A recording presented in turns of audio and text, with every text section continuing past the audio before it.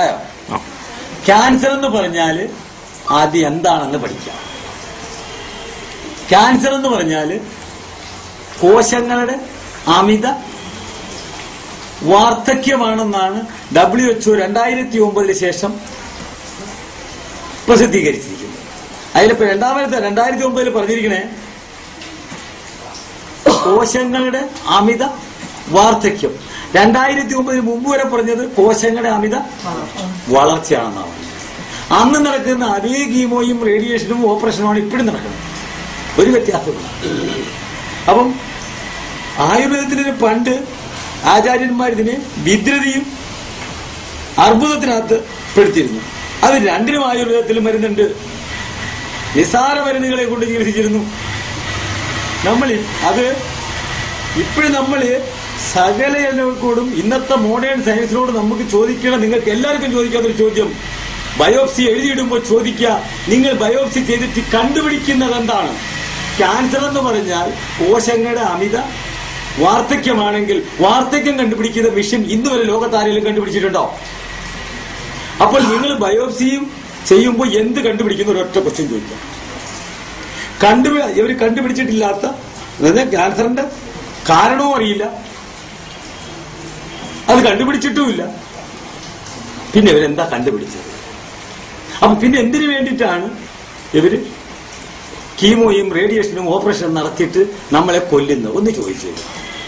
ഇതിന് ശേഷം എത്ര പേര് ജീവിച്ചിരിപ്പുണ്ട്? ഇവര് കീമോയും റേഡിയേഷനും ചെയ്തതിന് ശേഷം 5 കൊല്ലത്തിന് ശേഷം എത്ര പേര് ജീവിച്ചിരിപ്പുണ്ടെന്ന് മോഡേൺ സയൻസ് തന്നെ തെളിയിച്ചിട്ടുണ്ട്. 3% ആണെന്ന്. ഇത് ചെയ്യാത്തവൻ 20 കൊല്ലം ജീവിച്ചിരിക്കുന്നുണ്ടെന്നും ഇവര് തന്നെ പറഞ്ഞ് പ്രസിദ്ധീകരിച്ച എല്ലാ വെബ്സൈറ്റുകളും ഇതിനകത്തുണ്ട്. നിങ്ങൾക്ക് എല്ലാം എടുത്ത് നോക്കാം. ഡോക്ടർ മാത്യുവിന്റെ ക്യാൻസർ ചികിത്സയുടെ കാണാപ്പുറങ്ങൾ എന്ന് പറഞ്ഞ് ഈ പുസ്തകം എടുത്ത് വായിക്കാം. ആ പുള്ളിയുടെ ഫോൺ നമ്പർ ഇതിനകത്ത് കൊടുത്തിട്ടുണ്ട്. അതുകൂടെ ഒന്ന് കണ്ടോളൂ. 94 95 22 04 86 94 96 23 23 04. ഈ 2 നമ്പറിൽ വിളിച്ചിട്ട് നിങ്ങൾക്ക് ആർക്ക് വേണമെങ്കിലും ചോദിക്കുന്നത്. മൊത്തം എന്തെങ്കിലും സംശയം ഉണ്ടെങ്കിൽ നിങ്ങൾ ചോദിക്കാം. വ്യക്തമായി എല്ലാം ക്ലിയർ ആയിട്ട് എഴുതിയിട്ടുണ്ട്.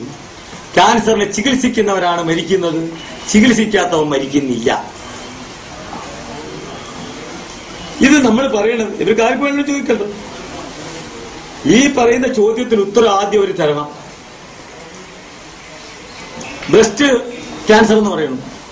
വെറുതെ കുറച്ച് നിസ്സാര കാര്യങ്ങൾ വെരിക്കോസിന് ചികിത്സിക്കുന്ന ചികിത്സയും ചികിത്സിച്ച് ആറ്റുവട്ടോ അല്ലെങ്കിൽ തേറ്റാമ്പല്ലോ പാലിപ്പുഴിങ്ങി അരച്ചിട്ടാൽ മാറുന്ന രോഗം. തേറ്റാമ്പല്ലോ അരച്ചിട, ആറ്റുവട്ട് ഒരു വലിയ സാധനം, അത് അരച്ചിട്ടാ മാറും. പ്ലേറ്റ്ലെറ്റിന്റെ കൗണ്ട് കുറഞ്ഞാൽ പപ്പങ്ങയുടെ ഇല മതി. കൂടിയാല് തൊഴിൽ നിൽക്കുന്ന കട്ടച്ചമ്പരത്തി കരിക്കാടി വെള്ളത്തിൽ അരച്ചു കൊടുത്താൽ മതി. ഏത് വരട്ടെ, നിങ്ങൾ ഏത് കൂടിയതോ ഏത് കുറഞ്ഞോ, ഇവിടെ എത്ര എണ്ണം ഇവിടെ നിങ്ങൾ ഡെയിലി ഇവിടെ വരുന്ന അല്ലെ? ഞങ്ങൾ 22 വൈദ്യന്മാരുണ്ട്. ഇവരുടെ ആരുടെയെങ്കിലും കൂട്ടത്തിലെ കൂടി കിട്ടി നിങ്ങൾ നോക്കുക, എത്ര എണ്ണം ഇവിടെ ശരിയാവുന്നുണ്ട്. രോഗത്തിന് ആദ്യം പറഞ്ഞു പേടിപ്പിച്ചു കൊല്ലുകയാണ്. ഭയം നമ്മുടെ ഏറ്റവും വലിയ ശത്രു. നിങ്ങൾ അല്ലെങ്കിൽ ഒരു കാര്യം കൂടി ചെയ്ത് നോക്കൂ. നിങ്ങൾ ഏതെങ്കിലും ഒരു ഓങ്കോളജിസ്റ്റിനെ വിളിച്ച് മുമ്പിൽ നിർത്തുക, 1 or 2 പേരെ വിളിച്ചു നിർത്ത്. ഈ ചോദ്യം അവരോട് ചോദിക്കുക. ചോദിച്ചിട്ട് അവിടെ വെച്ച് ഞാൻ പറയുന്നത് തെറ്റാണെങ്കിൽ അവിടെ നിങ്ങൾ എന്നെ തല്ലിക്കൊല്ലും. ധൈര്യമായിട്ട്. തെറ്റാണെങ്കിൽ നിങ്ങൾക്ക് എല്ലാവർക്കും എന്നെ കൈകാര്യം. ഇല്ല, അവർ ഉത്തരം പറയണം. ഇവർ ഈ ചെയ്യുന്നത് എന്താണ്? ഇവിടെ ഇപ്പൊ വിളിക്കുന്ന ഒരാള് 2 പേര് ഇവിടെ നിങ്ങൾ ഒരു 3-4 പേരെ ഇവിടെ നോക്കുക. നിങ്ങൾ എവിടെയൊക്കെ അവിടെ പറഞ്ഞിട്ട് ഡേറ്റ് ഫിക്സ് ചെയ്യുക, ഇത്ര ദിവസത്തിനകത്ത് തട്ടിപ്പോവുക, എക്സ്പയറി ഡേറ്റ് പറയുന്ന പോലെ അങ്ങോട്ട് ഡേറ്റ് പറയുക. ഇതൊക്കെ എന്താ നടക്കണേ? ക്യാൻസറിന് ചികിത്സയുണ്ടോ? അണുക്കളെ കണ്ടുപിടിച്ചിട്ടുണ്ടോ? ഇതിന്റെ രോഗം കണ്ടുപിടിച്ചിട്ടുണ്ടോ? എല്ലാം നിങ്ങൾക്ക് ചോദിക്കാമല്ലോ. ഇതൊന്ന് ചോദിക്കാം, എന്തേ നടക്കണേന്ന്. പിന്നെ ഒന്നുകൂടെ ചോദിക്കാതെ നിങ്ങൾക്ക് ധൈര്യമായിട്ട് ഏതെങ്കിലും ഒരു ഓങ്കോളജിസ്റ്റിന്റെ സ്വന്തക്കാര് അവര് ചികിത്സിക്കുമെന്ന്, റേഡിയോയും കീമോയും ചെയ്യുമെന്ന് ചോദിച്ചിട്ട് അപ്പൊ നിങ്ങൾക്ക് ബാക്കി വേണ്ടി കിട്ടും. എന്താ ചെയ്യുമോ? ഇല്ല.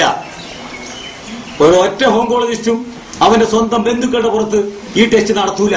കാരണം അവർക്കറിയാം ഇത് അപകടമാണെന്ന്. നമുക്കൊന്ന് തിരിച്ച് ചിന്തിക്കാൻ സമയമായില്ല. ഒന്ന് ചിന്തിച്ചൂടെ? എല്ലാവരും കൂടെ കുറെ പറഞ്ഞ് പെരട്ടി പേടിപ്പിച്ച് നമ്മളെ കൊല്ലുക. ഇല്ലാത്ത കാശെല്ലാം പിടിച്ചു വരച്ച് ഇരിക്കാടെ മിറ്റ കൊണ്ട് കൊടുത്തിട്ട് കഴിഞ്ഞതിന് ശേഷം പറയാം നിങ്ങളുടെ കാശ് തീർന്നോ? എന്നാൽ ഞങ്ങളുടെ പരിപാടി കഴിഞ്ഞ് കൊണ്ടുപോകോളൂ. ചെല്ലുമ്പോഴേ പറയും അത് ഉടനെ റേഡിയേഷൻ കീമോ എല്ലാം പറഞ്ഞ് നമ്മളെ വിരട്ടി ഇപ്പൊ തുടങ്ങിക്കോലെ നാളെ കാശ് പോകും. നിങ്ങൾ എന്റെ വെബ്സൈറ്റിൽ ഒന്ന് കയറ്. എത്ര എണ്ണത്തിനെ ഞാൻ ഇട്ടിട്ടുണ്ട്, നെറ്റിൽ കേട്ടിട്ടുണ്ട്. ഒന്ന് കണ്ടു നോക്കി നിങ്ങൾ. അവരെല്ലാം അവര് സത്യം വിളിച്ചു പറയും. അവരെല്ലാം കൂടെ വിളിച്ചൊരു മീറ്റിംഗ് കൂട്ടാമെങ്കിൽ ഇതെല്ലാം ഈ ഇവരെ കള്ളം എല്ലാം പുറത്തിയാകും. കൊടുക്കുന്ന സാധനം ക്യാൻസറിന്റെ പൈസ കൊണ്ടല്ല ചികിത്സിക്കുന്നത്, മരുന്നുമല്ല, വെറും നിസാര സാധനങ്ങളാണ് ഇവിടെ ക്യാൻസറിന് കൊടുക്കുന്നത്. പിഴുകാനെല്ലി,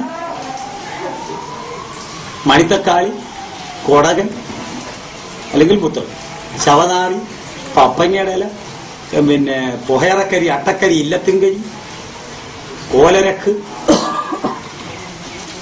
നിലം പറണ്ട, പെരിങ്ങലത്തിന്റെ പേര്, ഇങ്ങനെയുള്ള നിസ്സാര സാധനങ്ങൾ മതി. അതിന്റെ ക്യാൻസറിനുള്ള മരുന്നായി പറഞ്ഞു. കാര്യങ്ങളിലും നിങ്ങൾ ആര് വേണമെങ്കിലും 2 ഓങ്കോളജിസ്റ്റിനെ വിളിച്ചിട്ട് ഈ ചോദ്യങ്ങൾ അങ്ങോട്ട് നീട്ടി ചോദിക്കുക. നിങ്ങൾ എന്ത് കണ്ടുപിടിച്ചിട്ടാണ് ഞങ്ങളെ കീമോയും റേഡിയേഷനും ചെയ്യുന്നത്? നിങ്ങൾ ഒന്നുകൂടെ തിരക്കണം. ഇവര് കീമോയും റേഡിയേഷൻ ചെയ്തവര് എത്ര ഇപ്പൊ ജീവിച്ചിരിക്കുന്നു കൂടെ പോയി നോക്കിയിട്ട് വേണം നമ്മൾ തുടങ്ങാൻ. അപ്പൊ നിങ്ങൾ ഏതെങ്കിലും ഒരു രോഗത്തിനെ ചികിത്സിക്കുമ്പോ ആ ഡോക്ടറെ ചികിത്സിച്ച 2 പേരെ ഭേദമാക്കിയവരെ ഒന്ന് കാണിച്ചു തരാൻ പറയാ. എന്നിട്ട് നിങ്ങൾ പോയി ചെയ്യും. അപ്പോഴും ശരിയാവൂല. അത്രയെങ്കിലും നിങ്ങൾക്കൊന്ന് കൂടിക്കൂടെ? ഏത് രോഗമാട്ടെ ആ രോഗത്തിനെ പറ്റി ആദ്യം നിങ്ങൾ പഠിക്കും, സ്വയം പഠിക്കും. സംഗതി ശരിയാവും. കാശിന്റെ ആർത്തി കൊണ്ടടുത്ത് പോയി നിങ്ങൾ ആര് ചെന്നാലും ശരി, അവിടെ ചെന്ന് കഴിഞ്ഞാൽ ആദ്യം കൗണ്ടറിൽ പൈസ കെട്ടി വെക്കാനാ പറയണേ. നിങ്ങൾ രോഗം എന്താണെന്ന് പോലും ആരും ചോദിക്കൂല.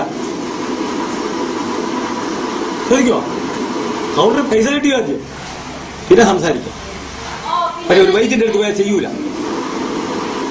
ആയുർവേദത്തെ രക്ഷപ്പെടാത്തല്ലോ. അതിനും കാരണമുണ്ട്.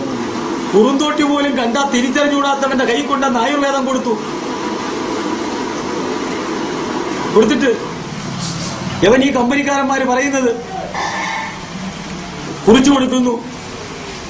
10 കൊല്ലത്തെ എക്സ്പീരിയൻ ഡേറ്റ് ഇട്ടുകൊണ്ട് കഷായം പണിത് വെക്കുന്നു, ലേഹ്യം പണിത് വെക്കുന്നു, ആസവം പണിത് വെക്കുന്നു.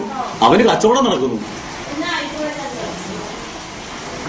എല്ലാ വലിയ കമ്പനിക്കാരന്റെയും ഗതി ഇത് തന്നെ. ഞാൻ ഒരെണ്ണം നെറ്റിലിട്ടുണ്ട്, നിങ്ങൾക്ക് അതും കാണാം. ദശമൂലാഷ്ടത്തിന്റെ ഡീറ്റെയിൽസ് കാര്യം. വലിയ കമ്പനിക്കാരൻ 90% കച്ചവടമാണെന്ന് സ്വയം എഴുതി കൊടുത്ത ബില്ല് അതിനകത്ത് കിടപ്പുണ്ടെന്ന് കണ്ടോളൂ. 10% പോലും മരുന്നില്ല. ചാരായവും അരിഷ്ടവും എന്ന് പറഞ്ഞുകൊണ്ട് ചാരായം കലക്കി കളർ അടിച്ച് പെയിന്റ് മണം അടിച്ചിട്ടേ പറ്റി അതിന് ദശമൂലാരിഷ്ടവും ജീരകാരിഷ്ടവും അതും പറഞ്ഞുകൊണ്ട് ചാരായം കോരി കുടിപ്പിക്കുന്ന ആയുർവേദവും നമ്മളെല്ലാം കൂടി അതിന്റെ പുറകെ നടക്കും. ലേഹ്യം 150 രൂപയ്ക്ക് ലേഹ്യം മേടിച്ചു കഴിഞ്ഞാൽ 90% കച്ചവടം കഴിഞ്ഞാൽ 10% 14 രൂപയുണ്ട്. തേങ്ങാപ്പിണ്ണാക്ക്, ശർക്കര, എസൻസും അല്ലാതെ എന്ത് തരാൻ പറ്റുമെന്ന് ചോദിക്ക്. ഏത് കമ്പനിക്കാരനെ വിളിച്ചോ? അത് തൈക്കാട് മൂസായിക്കോ, കോട്ടക്കലായിക്കോ, നാഗാർജുന ആയിക്കോ, ഔഷധി ആയിക്കോ, എല്ലാരും വിളിച്ചോ. ചോദ്യം ഈ കഷായം എങ്ങനെ കേടാവാതിരിക്കുന്നതെന്ന്. ആദ്യം കീടനാശിനി അടിച്ചു വെച്ച് കീടനാശിനി കൊണ്ട് തന്നിട്ട് അത് നമ്മളെല്ലാവരും പോയിട്ട് അത് കുറിച്ചു കൊടുക്കാൻ അവന്റെ ബിനാമികളായ BAMS ഡോക്ടർമാർ അവര് സ്കൂളിൽ പോയി അവരവിടെ ചെന്ന് ഇത് പഠിച്ചേച്ച് കമ്പനിക്കാരൻ റെപ്രസെന്റേറ്റീവ് കൊണ്ട് തരുന്നു. ആ റെപ്രസെന്റേറ്റീവ് കൊണ്ട് പറയുന്നു ആ ചുമക്കുള്ള മരുന്ന് കുടിച്ചു കൊടുത്തു. ഡോക്ടർക്ക് ഒന്നും അറിയേണ്ട കാര്യമില്ല. റെപ്രസെന്റേറ്റീവ് പറഞ്ഞു എന്തിനാ ഈ സാധനം, ഈ അരിഷ്ടം എന്തിനാ, ഈ മരുന്ന് എന്തിനാ, അത് റെപ്ര പറയുന്നത് അല്ല. ഡോക്ടർക്ക് തീരുമാനിക്കേണ്ട കാര്യമില്ല. അത് തന്നെ അലോപതി. ഇപ്പൊ ഡോക്ടർമാർക്ക് ഒന്നും പഠിക്കണ്ട. 50 ലക്ഷം രൂപ കൊടുത്തു കഴിഞ്ഞാൽ ഇപ്പൊ MBBS കിട്ടും. വീണ്ടും ഒരു 50 ലക്ഷം രൂപ കൊടുത്തു കഴിഞ്ഞാൽ ഇഷ്ടാവാം. ആയിക്കൂടെ? കാർഡിയോളജിസ്റ്റ്, ന്യൂറോളജിസ്റ്റ് 50 ലക്ഷം കൂടെ വീണ്ടും കൊടുത്താൽ ഇവർ വന്നിട്ട് റബ്ബ് എന്ന് പറയുന്ന അതാണ് ഇതിന് ഇന്ന സാധനം കൊണ്ട് കൊടുത്തതെന്ന് പറയുമ്പോൾ അവരെ കുറിച്ച് നമ്മൾ തരുന്നു. അവരെന്തായിരിക്കുന്നു? 20 വർഷത്തിന് മുമ്പിട്ട് കണ്ട കമ്പനിക്കാരല്ല ഇപ്പോഴത്തെ കമ്പനിക്കാരൻ. ശരിയോ തെറ്റോ? മെഡിക്കൽ റപ്പാ നമ്മളെ ശീലിപ്പിക്കുന്നത്. കമ്പനിക്കാരുടെ റപ്പും കൂടെ അവര് പറയുന്നു ക്യാൻസറിന് ഈ മരുന്നെന്ന്. അതിൽ അവര് കോരി കൊടുക്കുന്നു, ഓപ്പറേഷൻ ചെയ്യുന്നു, കണ്ടിക്കുന്നു, മരുന്ന് കൊടുക്കുന്നു, ലക്ഷങ്ങൾ അടിച്ചുകൊണ്ട് പോകുന്നു. ഇരിക്കാനും തീർന്ന് നിങ്ങളുടെ പൈസ ഇല്ലാത്തവരെല്ലാം രക്ഷപ്പെടും. ആരുടെ കയ്യില് ക്യാൻസറിനെ ചികിത്സിക്കാൻ കാശില്ലാത്തവനുണ്ടോ അവരെല്ലാം രക്ഷപ്പെടും. കാശുള്ളവനൊന്നും രക്ഷപ്പെടില്ല. അത് സത്യമാണ്. അല്ലെങ്കിൽ കാശ് കൊണ്ട് ഓടുക രക്ഷപ്പെടാൻ അവിടെ പോയി നശിച്ചുകൊണ്ടും വരും. എന്താ ശരിയാവില്ലേ? അത് ഇത് രണ്ടും കൂടെ കൂടി കഴിഞ്ഞിട്ട് നമുക്ക് എന്ത് ചെയ്യാൻ പറ്റുമെന്ന് പറ. രക്ഷപ്പെടാൻ ഒറ്റ വഴിയുള്ളൂ. നിങ്ങൾ കഴിക്കുന്ന ആഹാരം നേരാമണ്ണം കഴിക്കുക, നേരാമണ്ണം ചിന്തിക്കുക, കാശിനുള്ള ആർത്തി കുറയ്ക്കുക. പ്രശ്നം സോൾവ് ആവും. ഇല്ല കാശിന്റെ പുറകെ ഓടും, അവസാനം പിന്നെ വേണ്ടാത്തയും കേട്ടിട്ടില്ലാത്തയും രോഗങ്ങൾ പിടിച്ച് ചാവും. ഓക്കെ.